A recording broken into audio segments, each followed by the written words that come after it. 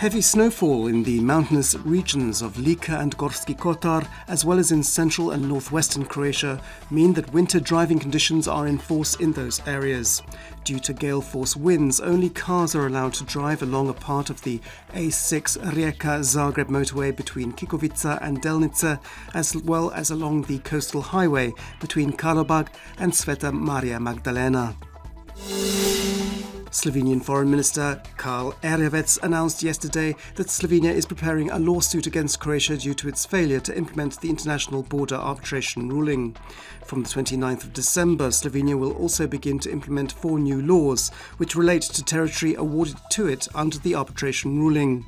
Croatia refuses to recognise the arbitration ruling as it pulled out of those proceedings in 2015, after it was discovered that the Slovenian side had been engaged in trying to make deals behind the scenes so as to secure a favourable verdict. The leader of Slovenia's opposition, Janez Janša, whose party is a member of the European People's Party, has said on the Twitter social network that he met Croatian Prime Minister Andrej Plenković at the EPP conference in Zagreb and emphasises that the only way to resolve outstanding issues is through reaching an agreement. The manager of the World Bank for Croatia, Elisabeta Kapaneli, has warned that Croatia must continue to implement reforms to avoid the risk of low economic growth and lagging behind other new EU member states. She believes that the pace of reform has slowed down since Croatia joined the bloc. She also says Croatia depends too heavily on tourism, has a very big and inefficient public sector, and has burdened its private sector with high taxes and other charges. While welcoming Croatia's ambition to adopt the euro as its currency, Kapaneli warns that the process of joining the eurozone is demanding. The IDS, Glas and Pametno political parties have decided to join forces in establishing a platform that will uphold the values of liberal democracy. This grouping is being referred to as the Amsterdam Coalition, as this deal was reached there. Glas MP Anka Mrak-Taritaš has emphasised that this is a centre-to-centre-left coalition, which will never be a coalition partner with the HDZ.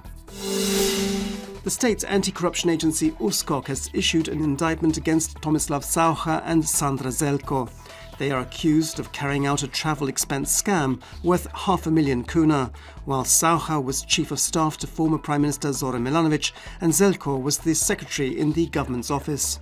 Saucha, who is now an independent MP, maintains his innocence and has refused to resign over the affair. The Croatian Interior Ministry has responded to an article in the Guardian newspaper which criticises the behaviour of the Croatian police after a 6-year-old Afghan refugee was hit and killed by a moving train on the border with Serbia.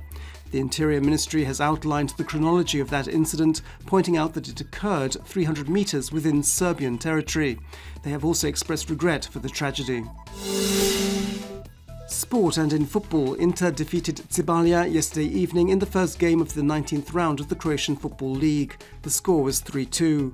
Today, Zagreb's Dinamo host Istra and Osijek face Rudeš. On Sunday, Lokomotiva play Hajduk and Rijeka face Slaven Belupo. The 50th Jubilee edition of the Golden Pirouette Figure Skating Championships continues today. There will be live coverage of today's free skating programme on Croatian television's second channel starting at 5 p.m. This afternoon's forecast calls for rain on the coast and snow inland. In the late afternoon and evening, more precipitation is expected mainly in Slavonia, Lika and Dalmatia.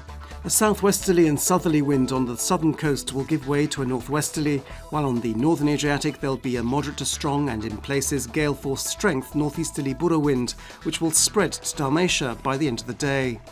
Average temperatures this afternoon will be between -2 and +3 degrees Celsius inland, between 5 and 10 degrees on the coast, a little higher in the far south of the country. Over the next few days, thanks to a moderate to strong southwesterly wind, the weather will be changeable, cloudy and warmer. Rain is likely in mountainous areas. Snow is again possible on Sunday. On the coast, temperatures will also be low, falling to below 0 in some regions. There'll be a strong to gale force southeasterly Yugo wind with rain in places, especially along the northern coast. Over the next few days, daily temperatures should begin to rise.